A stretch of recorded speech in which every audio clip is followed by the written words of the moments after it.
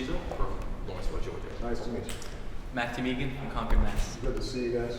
Luke Burns from Troy, Michigan. Nice to meet you. Derek Ohani, Los Angeles, California. Good to see you there. Graham White, Compton, New York. Nice to meet you. Jake Sherlow, Dayton, Ohio. Hey, good to see you. Emily Hawkins, Charlotte, North Carolina. Houston, Texas. Nice to meet you. Jacob Santangelo, Holland, Michigan. Good to see you. Vinay from outside of Chicago, Illinois. Where outside? From Hinsdale, western suburbs, not too far from Hyde Park. I used to represent the state of Illinois. I I know where Hinsdale is. think it was to me. Come on. All right. In addition to thanking you and all the interns for the great job you guys have done, I want to thank you for taking on some extra load. I know you guys did a great job. I hope you had a great time.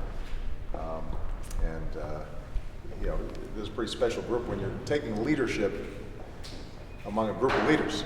That means that you know, these guys have bright futures. No They're going to joke. do some fancy stuff. So I'm very proud of you. Hope you've had a good time. Hope you still get a little bit of time off before school starts back. A little bit. You're still in school. How many people have already graduated? Okay. So you guys already have something lined up, or still looking? Grad school. Work in progress. Grad school. Grad school. Okay. All right. Well, I wish you all the best. I hope some of you decide to stay in public service. All right. Thank you, Mr. Thank you so much. Come on, let's go take the rest. Say hi to the rest of the program. Come on.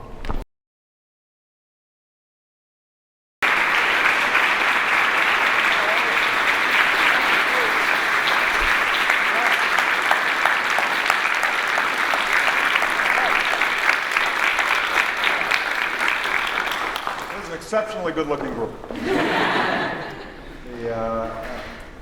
First of all, let me thank all of you for the great job that you've done. You know, everybody I've talked to said this intern class was outstanding.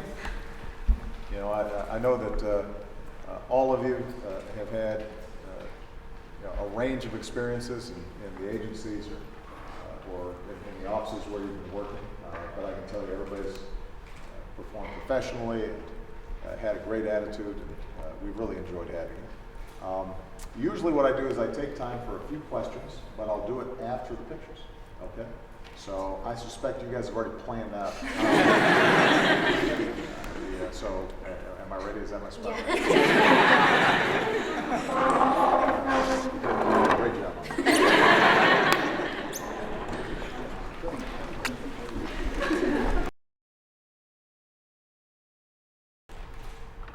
Got it? All right. Is everybody smiling? All right. Let me squeeze back out.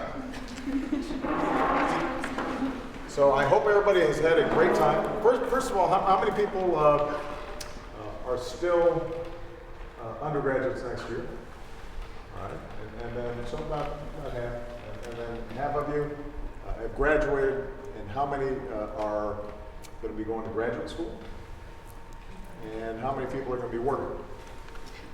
All right, that's pretty good sampling. How many people are just going to loaf and not go? No takers on that. So I've got time for a few questions or comments because what we always want to hear also is how we can make the internship program even better. All right, and I'm going to go boy, girl to make sure that it's fair. And you had your hand up. Go ahead. Hi, What's your name? Mr. President, Jesse Feitel. Just an honor to have you here today. What office did you work in? The Office of the Vice President. Okay, good. I wanted to ask you, given the political climate today, if you could give one piece of advice to, you know, probably a group that cares more than anyone in the country about your agenda and what you're trying to do here. One piece of advice to stay positive going forward, what would that be? Well, I think the most important thing for me, at least, is to remember that nothing happens fast.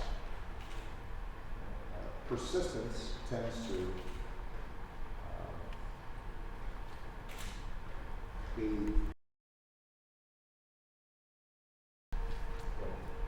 things that are worthwhile require you grinding out. Every once in a while, something happens. You know, I had lunch with Greg Popovich, who, for basketball fans, you know that he's the coach of the San Antonio Spurs. created by the greatest coaches of all time, the reform. And he has a quote from Jacob Riis, a writer, and the idea, I don't remember the exact quote. It talks about a sculptor who is just chipping away at this piece of rock. And for the first 1,000 knocks, nothing happens, and on the 1,001st, the rock breaks away, and the sculptures will be open. People get very excited about the 1,001st strike, but the previous 1,000 made a big difference. And I think that's how you have to think about public policy. We were able to get health care passed in part because 6 or 7 previous presidents had failed, but we kept on building on those failures to learn lessons to finally get it done. And then implemented, there will be glitches and we'll have to fine tune it. But what we've now done is enshrine the basic principle that everybody gets health care. So that 20 years from now, we'll be able to look back and say, everybody will take for granted he had health care in this country, which they can't do right now. So what applies in public life, I think, is true in private life. How many people here are already married? It's pretty young group. Okay, I figured I might see one.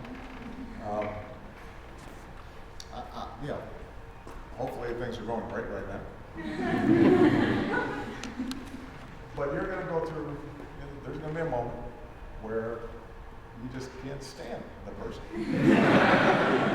And most successful marriages that I know had to do with people being committed to the project and the process. Same is going to be true if you go into business. As I said, every once in a while something pops. But usually what you see behind those moments is a whole lot of work.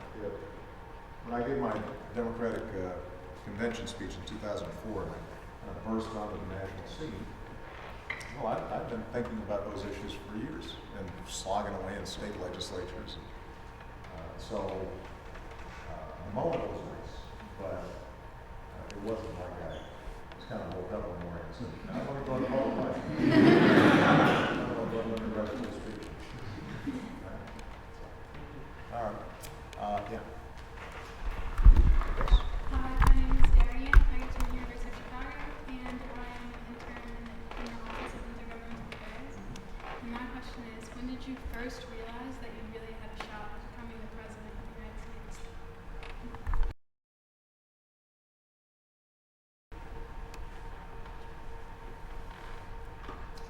I'm not, unlike some of you here, I suspect. I wasn't thinking about being president when I was 7 or 8. I'm not naming anybody in particular, but I was talking about being here.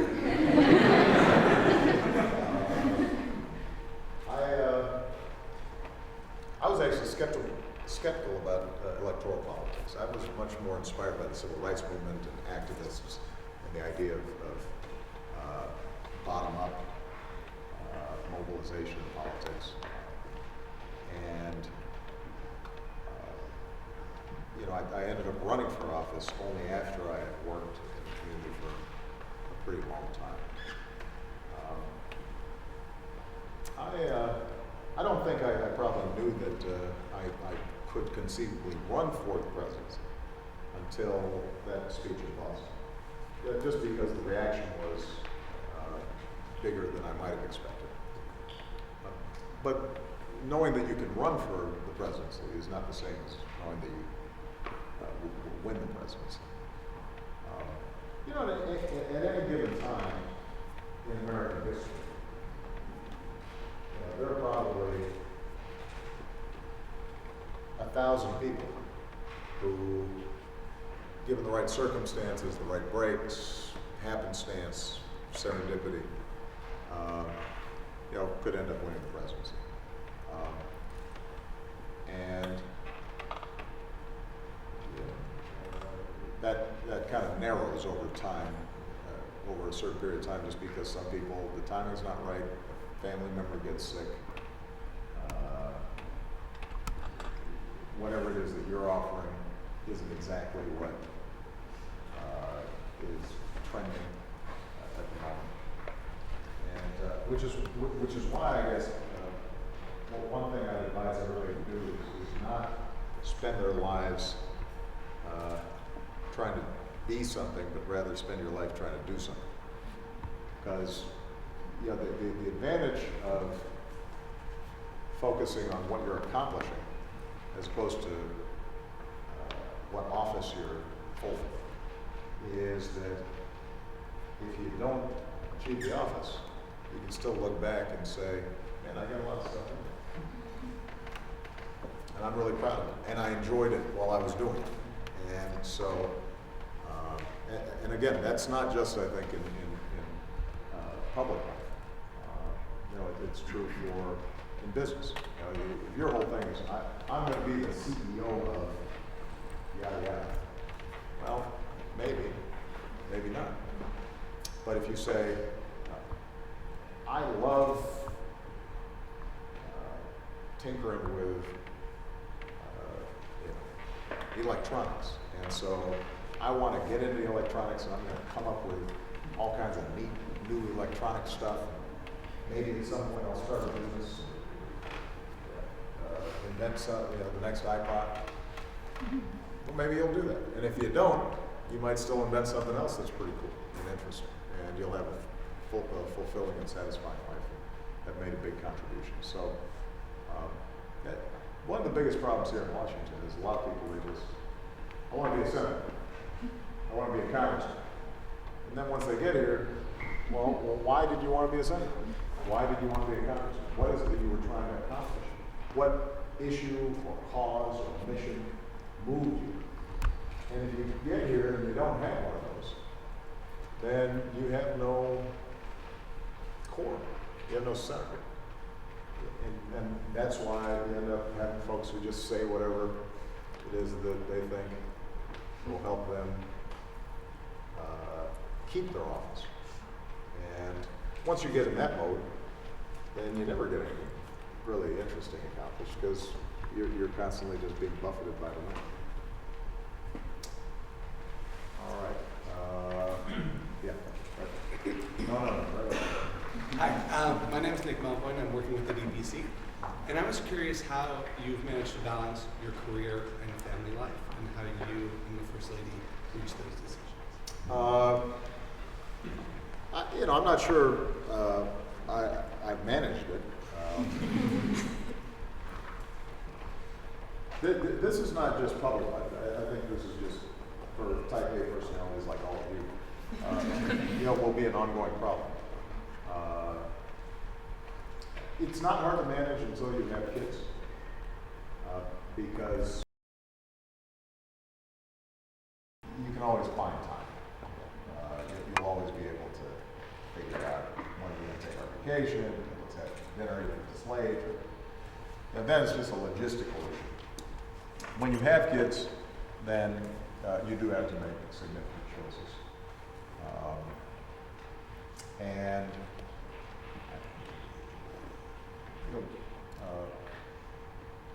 I think probably the first and most important thing to recognize is you're going to sacrifice something, so make sure what you're sacrificing is the right thing. After we got married, I think the basic assumption is that you don't go hang out at a club. I mean, you just don't have time to club. Everybody talks about, how much I like golf, but the truth of the matter is, when the girls were small, the idea that I'd come, as busy as I was, on a weekend, on a Saturday, I'd say to my wife, with 2 little kids, I'm going to go hit a ball for 5 hours. That's just, that doesn't make sense. So there's some things you just have to lop off. I think you'll find the joy of children helps you because you just, you know, nothing beats it. So you want to spend time. But I do think here that there's a gender issue, and I think we should just acknowledge it. I don't care how progressive, thoughtful, and liberated men are. The society still burdens women with childbearing and forces them, if not explicitly, then through all kinds of subtle cues, to carry the burden of childbearing much more. And this has been a challenge for Michelle. So this question's probably been better directed at her. She had to, I think,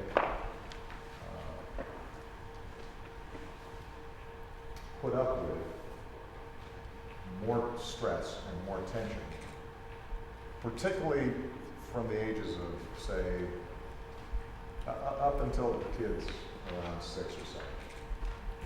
Those are hard years. Newborn to 5, 6, 7 years old. That's just hard for families because the child needs a lot of attention. We don't have a good system of early childhood education or daycare. So there's a lot of juggling going on. If the woman's also a professional, then there's a greater psychic burden that's being placed. So I guess my biggest advice would be men. Recognize, your wife's not the only one who's supposed to be making sacrifices. That's not the deal. And we have a couple of women here whose husbands actually stay at home, or a good example is actually David Clark. Probably the best political mind of our generation in terms of just logistics of running a campaign. He and his wife struck a deal where basically for 2 years during election season, he's obsessive. He's working all the time.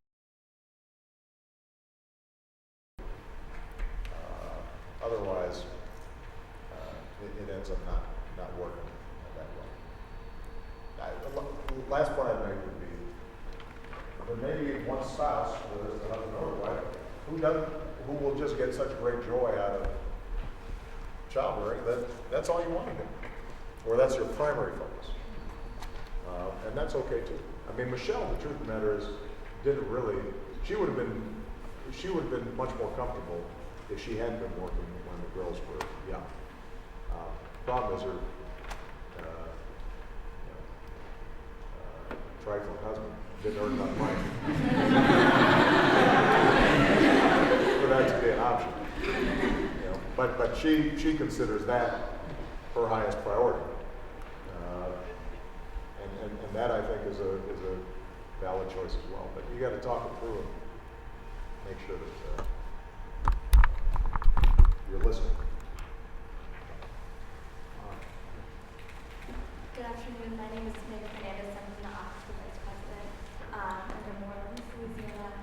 You said so many inspiring things to the country that is probably inspired most of us to be where we are today. What is one inspiring quote or moment that you've carried with you? That's interesting.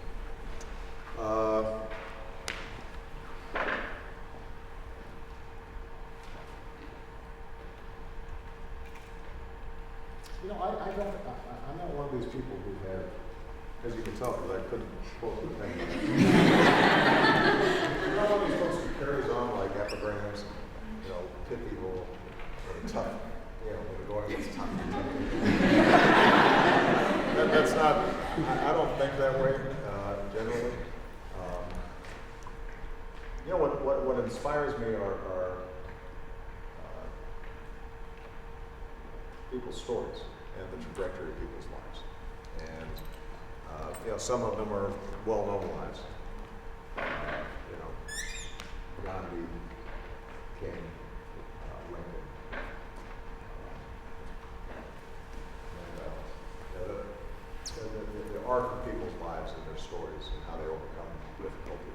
those tend to be inspiring to me. But some of them are people who are unknown. I'll give you an example. Somebody who I draw inspiration from is Michelle's dad.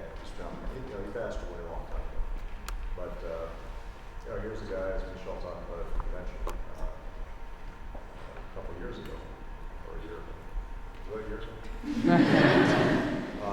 Who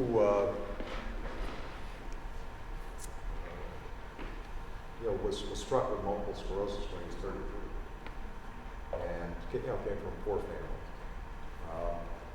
and went on and worked for 25 years,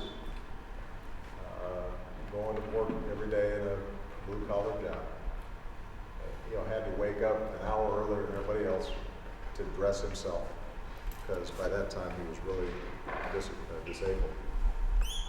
Never missed one of his son's ball games, never missed one of Michelle's dance recitals. Never complained. Was a joyful person to be with. That inspires me.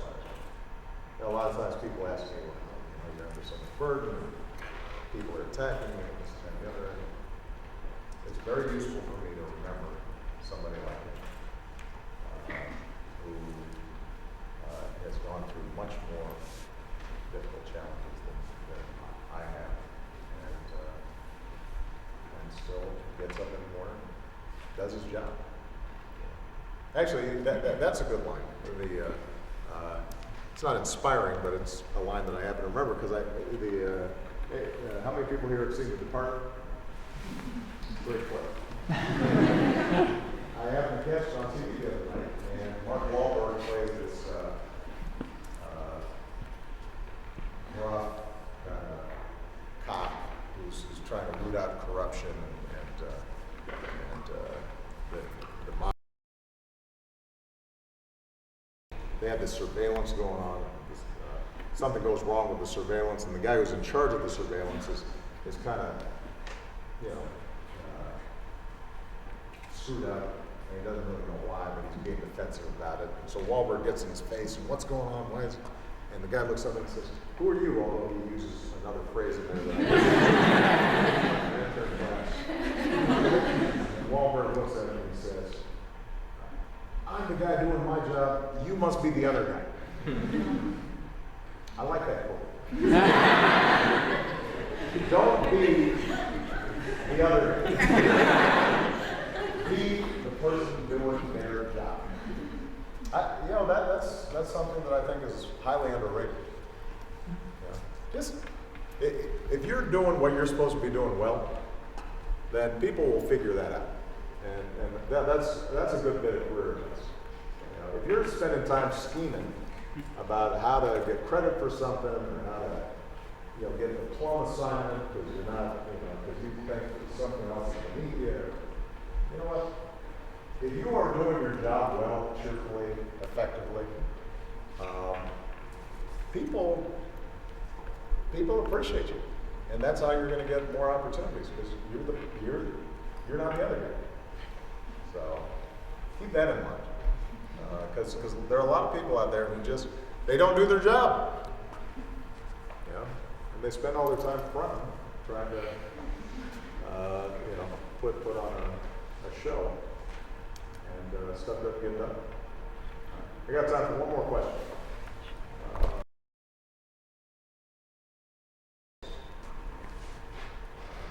I've already cited the part. My other cultural reference would be the Sneetches. Right? Everybody, you guys all read the Sneetches, right? Yeah, the Dr. Seuss. Okay, I just want to make sure I'm not going over But the star-bellied Sneetches and those that didn't have the stars, and that is the heart of a lot of our content. Us trying to differentiate and assert some sort of superiority over the other. Religion is a wonderful and powerful way for us to tap into what's eternal. But every religion also has this dark undercurrent, which which is I'm better than you, and I'm more tapped into the truth, and so this gives me justification for doing really cruel things. So that continues to be a problem: racism, sexism, homophobia, anti-Semitism. Right? So that's still a big driving element to this. I think strict formula for how you lessen those darker currents in the human psyche. But what you can do, I think, is to continually assert a set of principles, a set of ideals, codifying behavior in law. We don't have a single system of international law, but the work that's been done to develop basic ideas that over time shame people from acting in barbaric ways, it makes a difference. The Geneva Convention makes a difference. The idea that torture is wrong. It may be violated in all kinds of ways, but if you continually assert it over time, it becomes a normative value that constrains some of our worst impulses. And so, as difficult as this period is, you look at the Middle East, you look at North Africa, you look at Syria, I think it's really important for everybody here to remember, and this maybe goes back to the first question about how do you avoid pessimism. We are probably living in the best moment in human history. It's just kind of hard to imagine, but anybody who spends time reading history, this is a factual statement. This is probably the period of least violence in human history. There are fewer wars than any time in human history, meaning at a time when people kept history books. People are healthier, they live longer. This is a more tolerant world than any time in human history. There are as many countries as there are where women are still mistreated, and this is one of them. The basic notion that women should be respected and full citizens is probably more deeply rooted in the world than at any time in human history. The notion that you can't abuse children, what's happening around the world in terms of how gays and lesbians are treated. Across the board, the truth is actually we've made vast strides. Vast strides. It doesn't mean that they're still racist, but generally speaking, you don't see around the world people going ahead and just saying racism is okay. Right? They may still act that way in some cases, but they're embarrassed about it. They can't just puff up their chest and say, yeah, I'm a proud racist.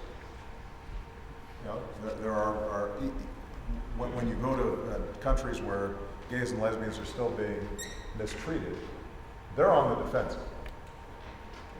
They have to answer questions and kind of twist themselves into pretzels to justify what they're doing. So keep that in mind, and that's what I mean about persistence, right? If you just steadily push in the right direction, you will be disappointed. There will be hard times. You will take 2 steps back. The country's politics will bug you. But we make progress. And that's all you can ask for. Right? So be persistent, do your job, treat your spouses well,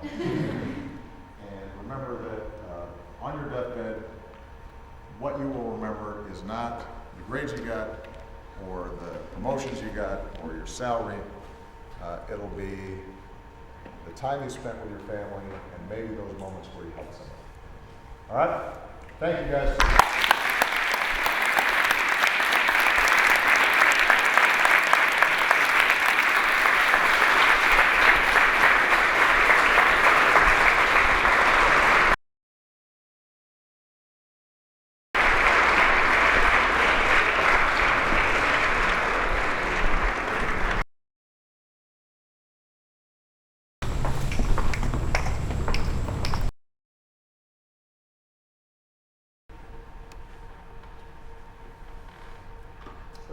I'm not, unlike some of you here, I suspect.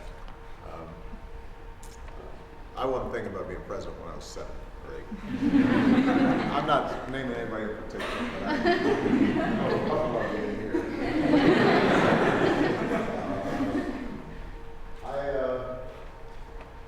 I was actually skeptical about electoral politics. I was much more inspired by the civil rights movement and activists and the idea of bottom-up mobilization in politics. And I ended up running for office only after I had worked in the community for a pretty long time. I don't think I probably knew that I could conceivably run for the presidency until that speech in Boston. Just because the reaction was bigger than I might have expected. But knowing that you can run for the presidency is not the same as knowing that you will win the presidency. At any given time in American history, there are probably 1,000 people who, given the right circumstances, the right breaks, happenstance, serendipity, could end up winning the presidency.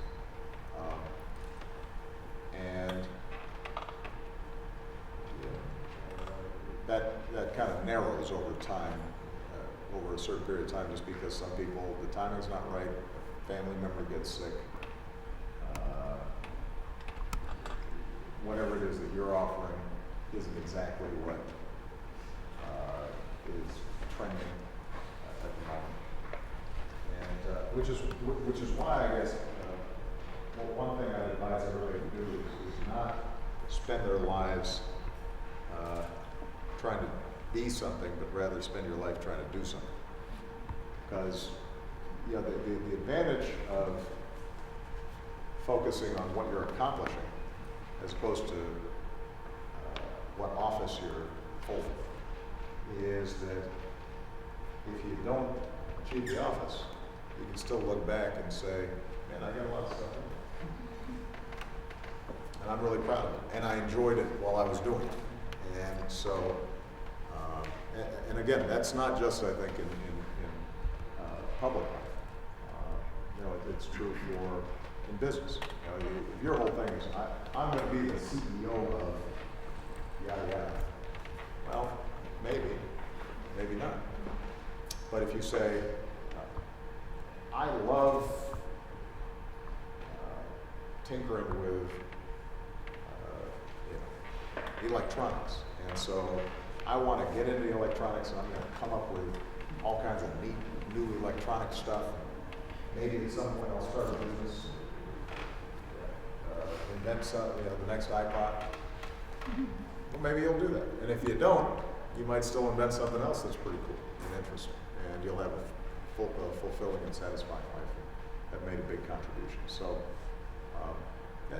one of the biggest problems here in Washington is a lot of people, I want to be a senator. I want to be a congressman. And then once they get here, well, why did you want to be a senator? Why did you want to be a congressman? What is it that you were trying to accomplish? What issue or cause or mission moved you? And if you get here and you don't have one of those, then you have no core. You have no center.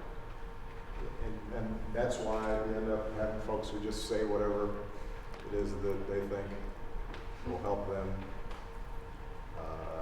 keep their office. And once you get in that mode, then you never get anything really interesting accomplished because you're constantly just being buffeted by the wind. All right. Yeah. Right. No. Right. Hi, my name is Nick Melvoin. I'm working with the DPC. And I was curious how you've managed to balance your career and family life and how you and the First Lady reach those decisions. I'm not sure I've managed it.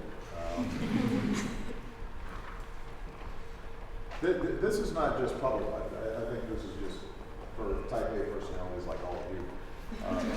Will be an ongoing problem.